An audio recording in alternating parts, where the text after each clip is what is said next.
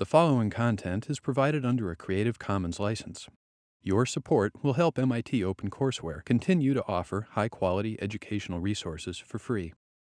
To make a donation or view additional materials from hundreds of MIT courses, visit MIT OpenCourseware at ocw.mit.edu. So today what we're going to do is continue our discussion of supply and demand.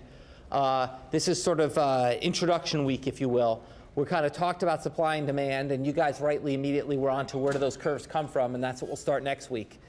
But what I want to do today is talk some more about what determines the shapes of supply and demand curves, and just thinking about an overview of how we think about supply and demand interacting in a market and what determines how responsive individuals and firms are to prices. So what we've talked about last time, and once again, remember, everyone should have a handout. Should have picked up in the back on your way in, so everyone should have a handout. We talked about last time was the sort of qualitative effects, the qualitative version of the supply-demand model. We talked about what happens when a supply curve shifts, what happens when a demand curve shifts. We talked about how either a supply shock or demand shock could lead to the price to increase, but they could have very different effects on quantity, et cetera. What we didn't talk about is how big these effects are. I made up some numbers, I threw them on the graphs, but I didn't talk about where the size of those effects come from. And where they come from is the shapes of the supply and demand curve. And that's what we'll talk about today, is what determines the shapes of supply and demand curves. Okay, and that'll be the focus of today's lecture. I'll talk both about theoretically about what determines these shapes and empirically about how economists go about figuring out the shapes of supply and demand curves. So to think about this, let's start with figure 3.1, which is a standard kind of market diagram we had last time, which is you're in some initial equilibrium at point E1 with initial price P1 and a quantity Q1. That's the equilibrium. That's stable because at that price P1, consumers demand Q1 units, and suppliers are willing to provide Q1 units. So that's a stable equilibrium. Now we have some supply shift. Last time we talked about somehow a pork-specific drought. Okay? That leads the supply to shift inward. So supply curve rises to S2. At that new price, initially you would have excess demand. But quickly the price increases to shut off that excess demand. And you end up at a new equilibrium with a higher price, P2, and lower quantity Q2, a new equilibrium point E2. Okay? And we talked that through last time. What I want to talk about this time is, well, what determines the size of that shift from Q1 to Q2 and that price increase from P1 to P2? What's going to determine it is the elasticity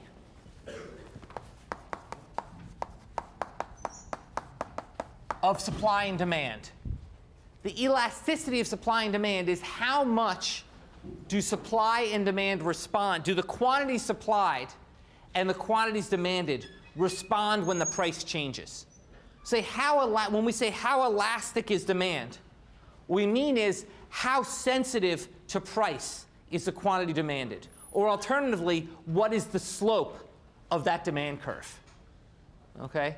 So the slope of the demand curve will be the sensitivity of quantity demanded to the price consumers face. And that will determine the market responsiveness. So to see this, the best way to see this in economics, it's always true the best way to think about things is to go to extremes. You have to remember extremes don't exist in the real world. Okay? But it's a useful teaching device. Think about extremes. So let's think about one extreme case. In figure 3.2, let's think about the case of perfectly inelastic demand. Perfectly inelastic demand, that's where there's no elasticity of demand. What that means is that demand for a good is unchanged regardless of the price. So perfectly inelastic demand is the case where demand for the good is unchanged regardless of the price. That would lead you to have a vertical demand curve at a given quantity. What this says is regardless of the price, people always demand Q. Okay? Can anyone tell me what would cause demand to be perfectly inelastic? In what types of situations would demand be inelastic? It's never perfectly inelastic. Would demand be relatively inelastic? Yeah? It's all about substitutes. When there's no substitutes, when there's nowhere to go, it doesn't matter what the price is. Okay? When there's no substitutes, demand will be perfectly inelastic because you have to have Q. It doesn't matter what the price is because there's nowhere else you can spend. There's no substitute for that good. So if you want an amount Q of that good for any reason, you're always going to want that amount Q no matter the price. So perfectly inelastic good would have no substitutes, and so you'd always want Q no matter what. Can anyone think of an example? There's no perfectly inelastic good in the world, but what sorts of goods? Yeah? Medicines. Medicines. Now, not necessarily all medicines. So give me an example of a medicine which would be more or less inelastic. So you don't have to need a medical name. What sort of treatments? Like heart transplant? Yeah, something which is sort of life-saving. The best thing we often use is insulin for diabetics. Diabetics that don't get that insulin to manage their diabetes will die. That seems like that's something where there's not a whole lot of substitutes. Substitute is dying. Okay? So basically, that's where demand should be relatively inelastic. Or heart transplant. When you get a heart transplant or any kind of transplant, you have medicine you take that so you don't reject the transplanted organ. That sort of medicine demand should be very inelastic. Elastic drug, well, our favorite example is always Viagra. Okay? Something where, you know, you'd think that kind of you can probably survive without it, and that basically that people would want less Viagra if you charged a lot more for it than if you charged less for it. So elasticity is going to be about substitutability. Okay? And that's going to determine inelastic demand. Now, what happens with inelastic demand when there's a supply shock? When supply increases, what happens? Well, in that case, there can never be excess demand because demand doesn't change. So all that happens is price just increases. If there's inelastic demand and there's a supply shock, then all that happens is an increase in price and no change in quantity. Okay, so inelastic demand, quantity doesn't change from a price increase. Price just goes up. From a supply shock, price just goes up. Now let's consider the opposite. Let's look at figure 3.3 and think about perfectly elastic demand. Perfectly elastic demand is demand where consumers essentially don't care about the quantity, they just care about the price. That is, there are infinitely good substitutes. A perfectly elastically demanded good would be one where there are essentially perfect substitutes. An inelastic good is where there's no substitute. A perfectly elastic good would be this perfect substitute. Literally, you are technically, if a good is perfectly elastically demanded, then you are completely indifferent between that good and a substitute. Well, if you're completely indifferent, then if the price changed at all, you would immediately switch. And so the price can't change. Okay? What's an example? Once again, there's no good example of a perfectly elastic. What's something? Yeah. Sorry, candy. What? Candy. Okay. So you've got your Wrigley's gum. You know, you've got your. I like this sugar-free minty gum. You've got Orbit's and Eclipse. Okay. And I go to the store and they're all pretty much the same price. If Orbit's was more than Eclipse, I just buy Eclipse. They're the same. They're minty gum. Okay. It doesn't make a difference. Okay. So basically, the price is the same. And so basically, if Eclipse tried to, if there's a supply shock, let's say, I don't know, they're made with the same shit, but let's say that like Eclipse has some magic ingredient, okay? And let's say the Eclipse magic ingredient got more expensive, so the supply curve shifted up, okay? Well, Eclipse could not respond by raising its price because I just switched to Orbit's, okay? Or we often think of McDonald's and Burger King. Now, they're less perfect substitutes, but pretty perfect. McDonald's started charging $10 for a hamburger, you wouldn't go there anymore. Okay, you go to Burger King. Okay, so basically, if there's supply shock to one provider to a provider that's facing a perfectly elastic demand curve, they cannot raise their price because people just switch. So quantity will fall a lot. Because if I'm supplying Eclipse gum, okay, and suddenly costs a lot more to produce Eclipse gum, but I can't raise my price because I'll lose all my business to Orbit's. I'm just going to produce a lot less Eclipse because I'm losing money now. So with perfectly inelastic demand, the quantity didn't change. With perfectly elastic demand, we saw a big quantity change. Okay? So more generally, what determines the quantity change in response to a price change is the elasticity. More generally, we're between these two cases, a perfectly elastic and perfectly inelastic. And what's going to determine the price change is going to be the price elasticity of demand, epsilon, which is going to be the percentage change in quantity for each percentage change in price. Okay? Or in calculus terms, dq dp. Okay? So basically the percentage change in quantity for the percentage change in price. So for example, if for every 1% increase in price, quantity falls 2%, that is a price elasticity of demand of -2. Okay? The price elasticity of demand is the percentage change in quantity for the percentage change in price. Okay? So inelastic demand is an epsilon of 0. There's no change in quantity when price changes. Perfectly elastic demand is an epsilon of -infinity. Any epsilon change in price leads to a negative infinite change in quantity. Immediately quantity goes to 0 if you try to raise your price. So price elastic demand will typically be between 0 and -infinity.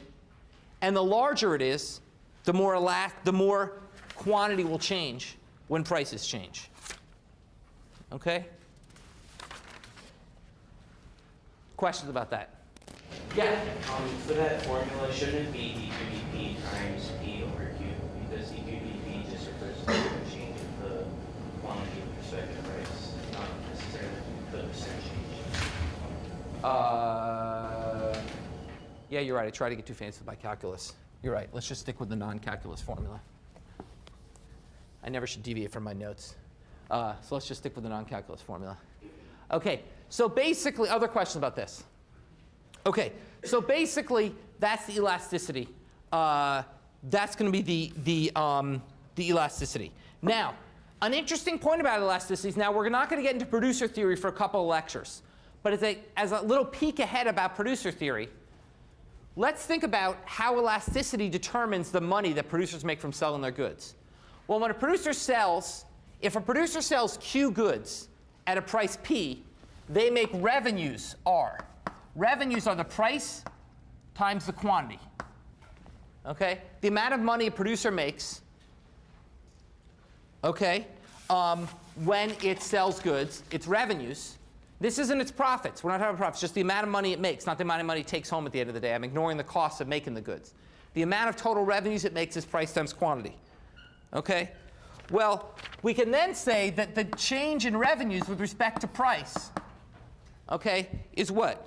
It's Q plus dq plus delta Q. Let me put it this way to make my math clear. Plus P times delta Q over delta P. Okay? That's how revenues change with respect to price. Or in other words, plugging in from the elasticity formula, okay, delta R delta P equals Q times 1 plus epsilon. Okay? So in other words, what this says is that if you're a producer and you're trying to decide whether to raise your price, whether that will increase revenues, it all depends on the elasticity. If the elasticity is between 0 and -1, then raising prices will raise revenues. If the elasticity is greater than -1, then raising prices will lower revenues. Okay? So it's always, you're often faced with the issue of sort of, gee, why did they charge this much for this good? Or should they raise their price or not raise their price? Well, that's all about the elasticity of demand. Okay? The elasticity of demand will determine whether they're going to make more money by raising their price or lose money by raising their price. For Eclipse gum, their elasticity demand is well above -1 in absolute value, so they're going to lose money by raising their price. If they take the current level of Eclipse, for every penny they raise it, they'll lose money. Okay? For insulin, for every penny they raise it, they'll make money. Okay? And then you might say, well, gee, then how come the price of insulin isn't infinity and the price of Eclipse gum isn't 0? Well, that's what we'll talk about in a few weeks, because it also depends on the cost of producing it. Okay? But at the end of the day, that's what's going to determine the money that's made by producers when they change their prices. Okay? Questions about that? Okay. So now that's how we think about the shape of supply and demand. The shape of supply and demand is determined by these elasticities. So now we have to get into, OK, well, where do we get these elasticities from? And that is the main topic of empirical economics.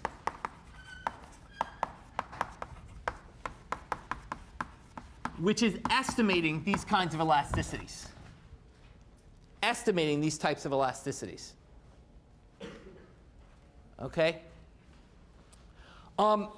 So one of the first distinctions I drew in the lecture was between theoretical economics and empirical economics. Theoretical economics can tell us, gee, this is what a graph looks like, and supply and demand.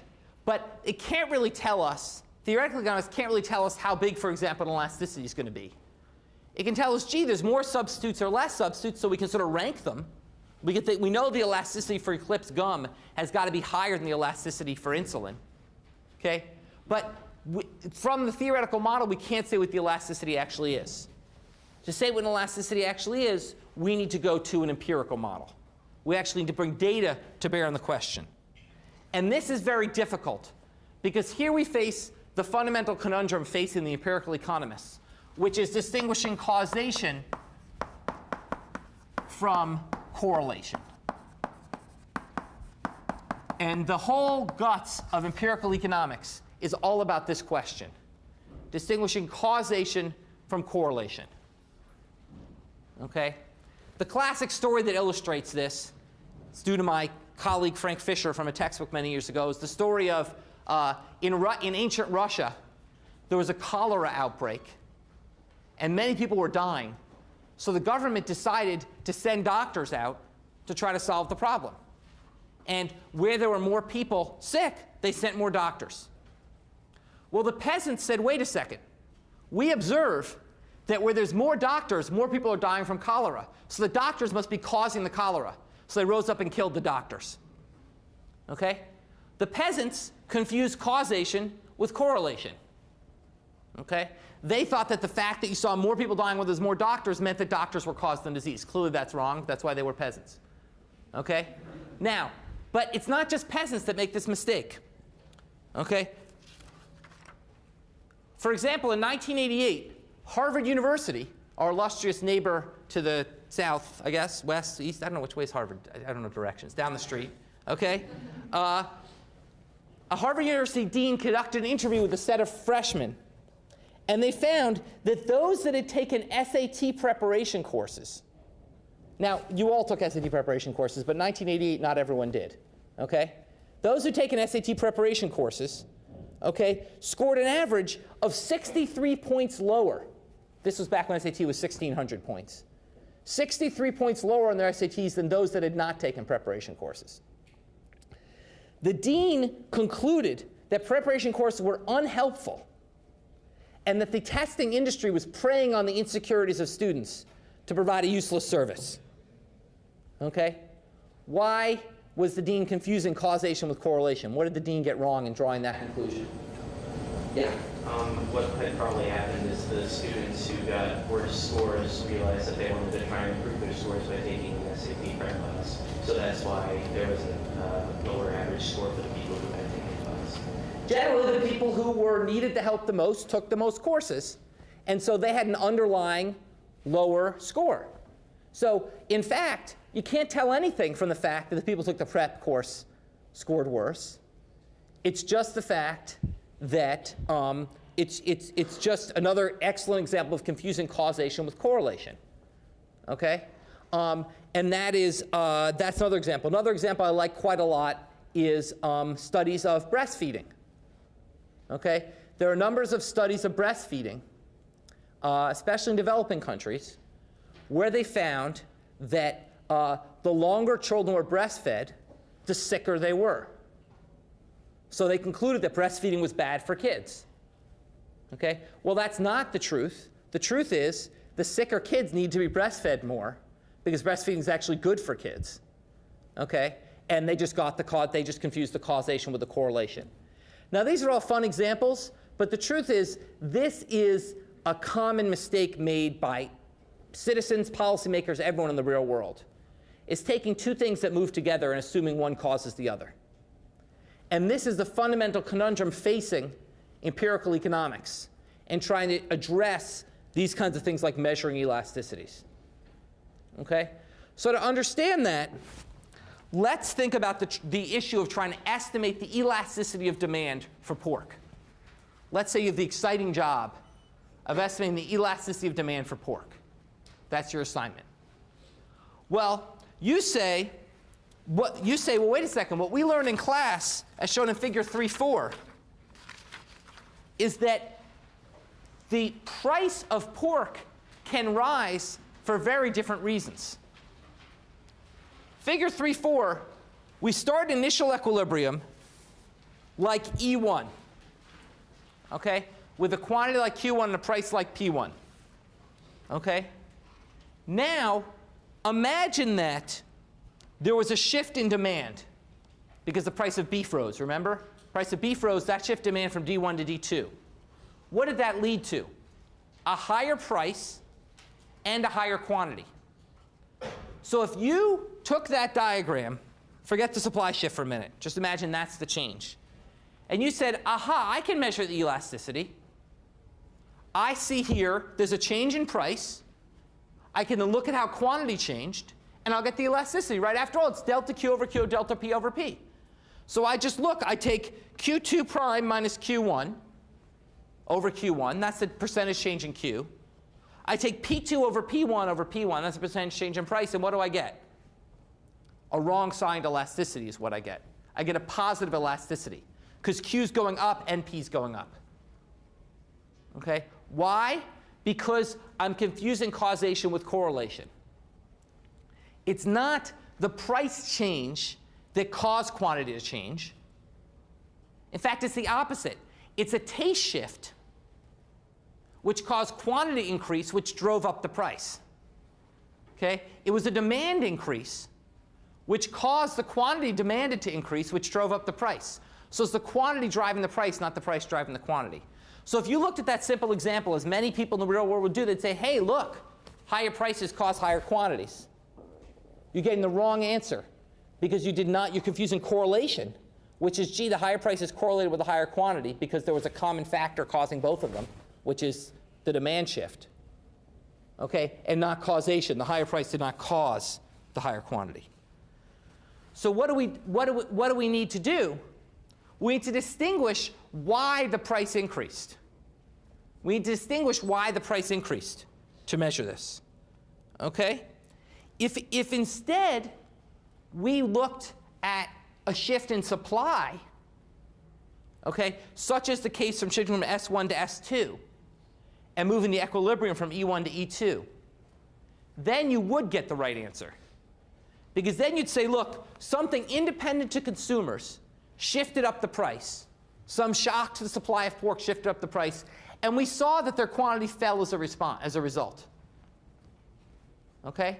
What's the key? The key is that to measure an elasticity of demand, you're measuring the slope of the demand curve. So you need to shift along a demand curve, not shift the demand curve itself.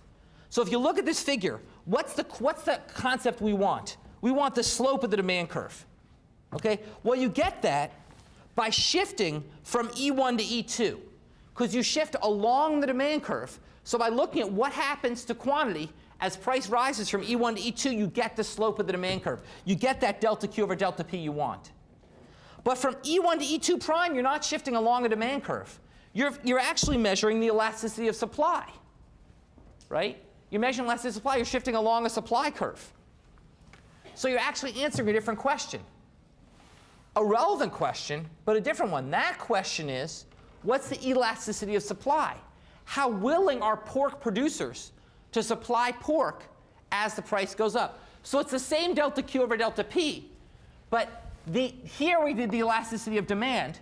There's a corresponding elasticity of supply, which is measured the same way. Okay? It's delta Q over delta P, but it's for a different kind of shock. It's what you get from moving along the supply curve. So from E1 to E2 prime, we can use that to measure the elasticity of supply or the slope of the supply curve. And we do that if something shifts demand to move us along the supply curve. From E1 to E2, we measure the elasticity of demand as something shifts supply and moves us along the demand curve. Okay? So what we need to measure the elasticity of demand is something which shifts supply, but does not itself affect demand. Okay? And the best example of this that we use in economics, a great example, is government policy, which comes along and changes the supply conditions for a good. So for example, let's think about a tax on pork. So if you go to the next, figure 3.5, imagine the government came along and taxed pork. Okay? The government comes along and taxes pork. Let's think about what a tax on pork does. The government comes along, and let's say the pork market is initially in equilibrium at $3.30 with 220 million kilograms of pork sold. Now the government comes along and says that it's going to charge $1.05 in tax for every kilogram of pork. So it's going to impose a tax of $1.05 per kilogram on producers. So it's saying to producers of pork, for every kilogram of pork you sell, you have to send a check to the government for $1.05. Okay? For every kilogram of pork you sell, you have to send a check to the government for $1.05. Okay? Now, somebody talk me through how a supplier thinks through that policy. How does a supplier react to that? What do they think? Okay, they're initially happy, remember, at E1, selling 220 million kilograms at 330. Okay, what happens when the government comes in and says, you have to pay $1.05 for every kilogram of pork you sell? What happens? Yeah? The producer decides that the current amount of money they have will not be able to buy as much inputs to create their products, so they can produce less. Exactly. So in other words, the cost of producing just rose. So what do they do? So in other words, what they say is, look, effectively, if I was happy before selling 220 million kilograms at 330, to keep me equally happy selling 220 million kilograms, I'm going to have to raise the price. We should add this to the graph, actually.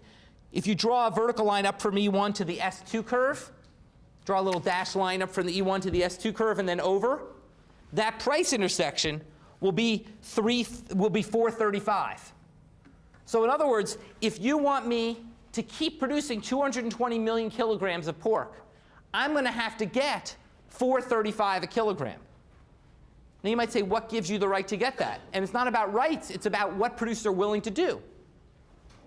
That same mathematics, that same supply curve that tells us they're willing to sell 220 million kilograms at 330 says if you want them to keep selling 220 million kilograms but also pay $1.05 to the government, they're going to have to get 435 a kilogram. Okay? So what happens is that's a supply shift, and with the same reaction we saw last time with the drought, the price goes up, consumers demand less, and you reach a new equilibrium at the price E2. You reach a new equilibrium where you sell 206 million kilograms, okay, for a price of $4. So someone tell me how I use this example to find the elasticity of demand. Yeah?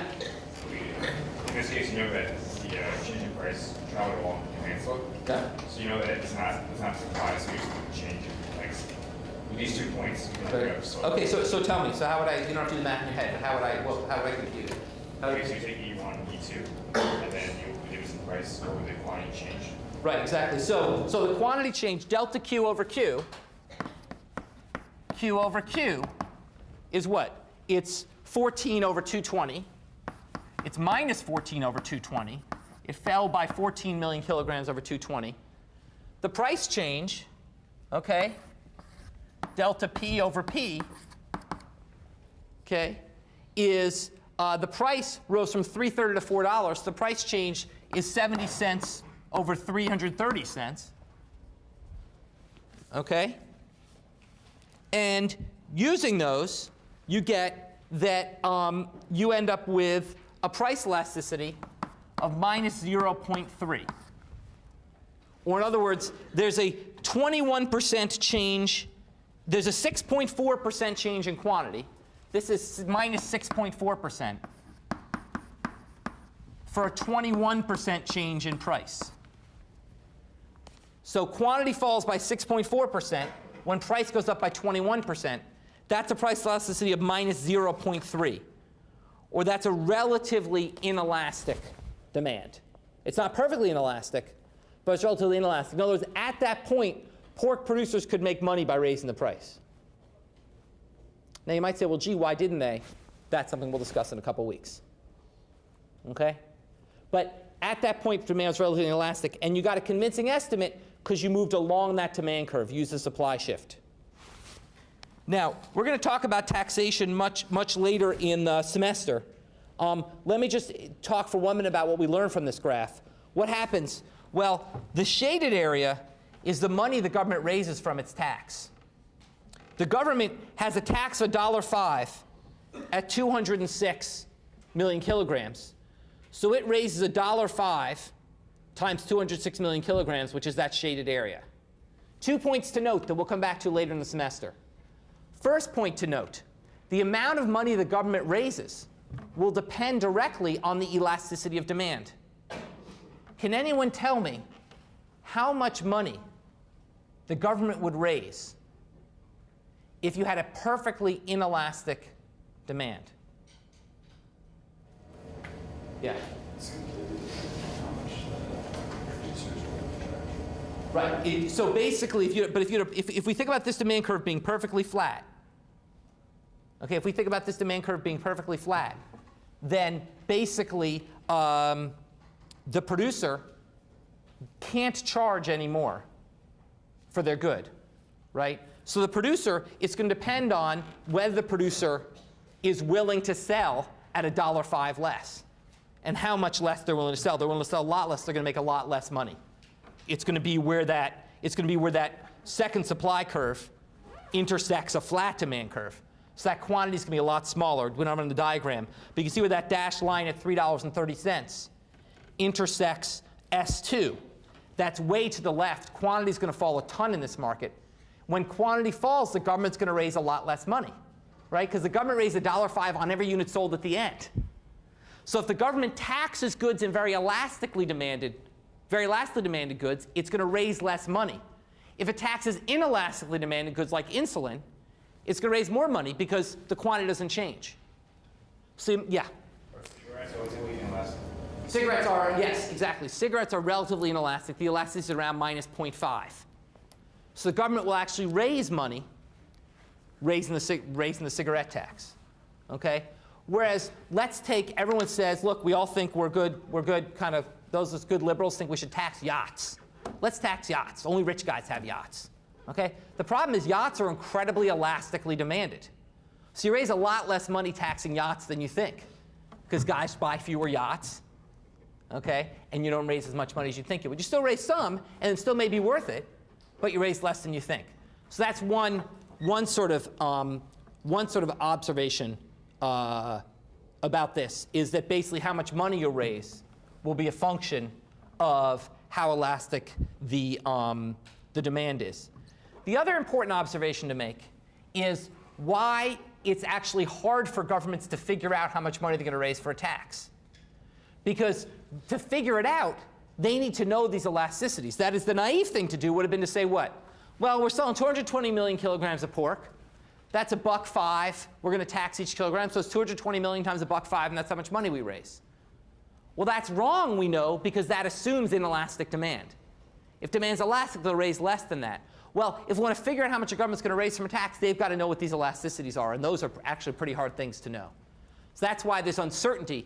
That's why when politicians will say, this tax will raise X, and you'll hear the New York Times will report, the tax will raise X.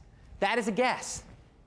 Okay? Those are guesses because they depend on our best estimate of the key elasticities to determine how people respond. Yeah? What in Washington, you have tax cuts that raise money? Well, some claim you do. You don't actually. But some claim you have tax cuts that raise money. That's because they think the elasticity is very large. If the elasticity is large enough, a tax cut can raise money, right? So basically, that's all about that some people think that elasticities are large enough that tax cuts can raise money. Those people are wrong, but that's what they claim. Okay? Yeah? Can the elasticity depend on the quantity in exchange? Yes, excellent point. You'll go through that in section on Friday. So what I've done is I've done an example of a constant elasticity curve. Actually, I've done something here which is logically inconsistent. This curve is linear, which means it can't be constant elasticity, right? If constant elasticity would have to curve. Okay, so I've done what I've estimated here is a local elasticity. I have estimated the elasticity around that price change. But the elasticity, if this curve is true, would be different at different points on this curve, right? If the elasticity is going to be constant all over the curve, you're going to constant elasticity of demand, that's going to be a curve that bends, not a curve that's not a linear curve. So a linear demand curve is not constant elasticity of demand. We will typically ignore that issue and focus on local elasticities. But that is an important issue. We'll discuss that in section on Friday, the difference between constant elasticity demand curves and linear demand curves. But typically, we're thinking about local changes. So if it's local enough, it doesn't really matter. But for a broad change, it will matter what the shape of the curve is. Good point. Other questions? OK, let me then turn to another problem we face in empirical economics. OK, so this is an example of a problem we face in empirical economics.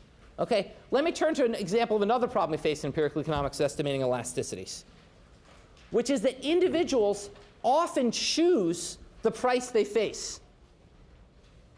OK, individuals typically often don't just face a price that's given to them, and they can say, OK, they're given a price and we see how they respond. They often choose the price they face. Let me explain what I mean for that. A classic example of an elasticity that matters a lot for policy is the elasticity of demand for medical care. The elasticity of demand for medical care. That is, how much less medical care will you use if you have to pay for it? So for example, most of us have insurance through MIT or maybe through our parents. And the way health insurance works is you pay a certain amount per month, or your parents do.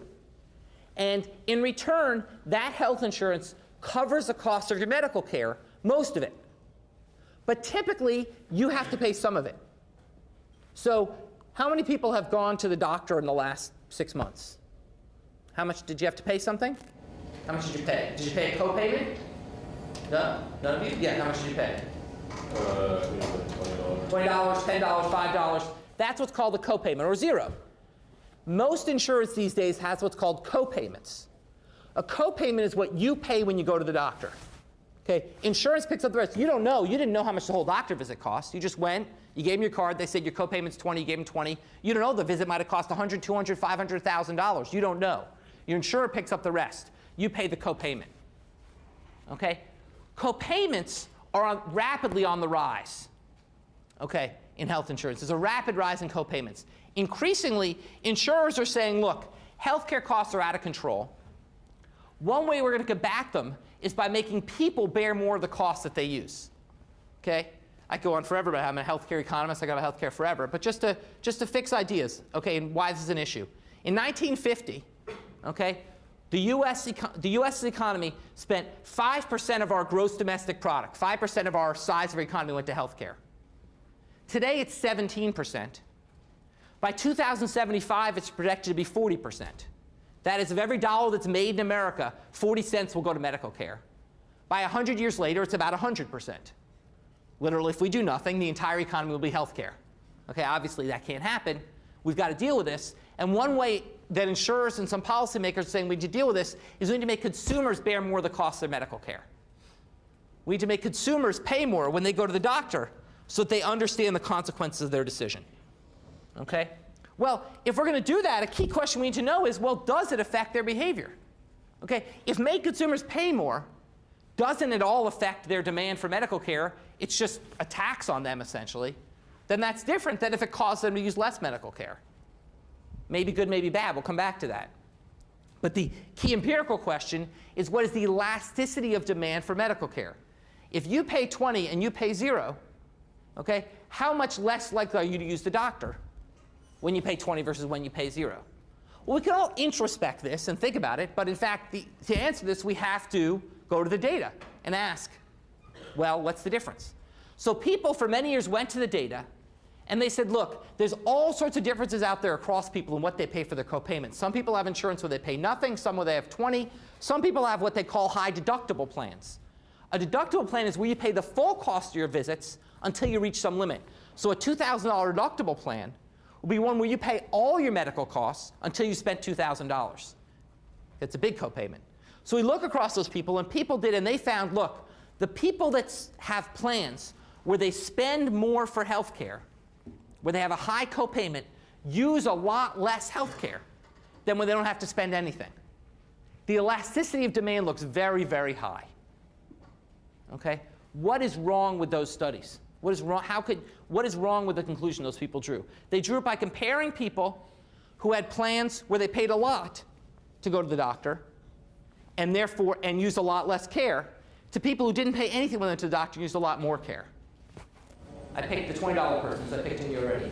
So probably they chose to have higher deductible or like the high deductible plans because they don't often go to the doctor already. The rational choice, if you're young and healthy, for almost everyone in this room, is going to be a very high deductible, high copayment plan.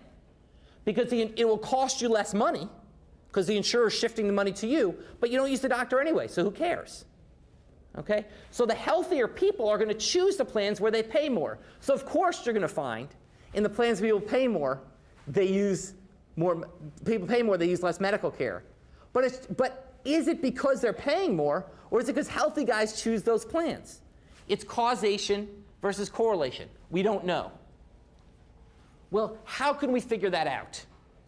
Well, if we were doctors, what we do, real doctors, not a doctor like me, a real doctor, a medical doctor, okay, what we do is we'd run a randomized trial. So if doctors want to figure out whether a drug works or not, they don't just look at guys who take the drug versus guys who don't. They run a randomized trial. They randomly assign some people to take the drug and some people not. Now, when you run a randomized trial, by definition, you get a causal effect. Because let's take this, well, this room isn't quite big enough. We all know the law of large numbers. But imagine there were 4 times as many people in this room or 5 times as many people in this room. Okay? And I had you come to the front, and I flipped a coin and said half of you are going to take the drug and half of you are not. Okay? Randomly by the flip of a coin.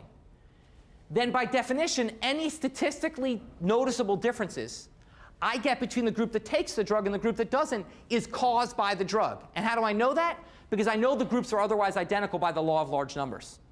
By the law of large numbers, I know that as long as I have enough people, okay, they're identical. So if the only difference between them is that one's taking the drug and one's not.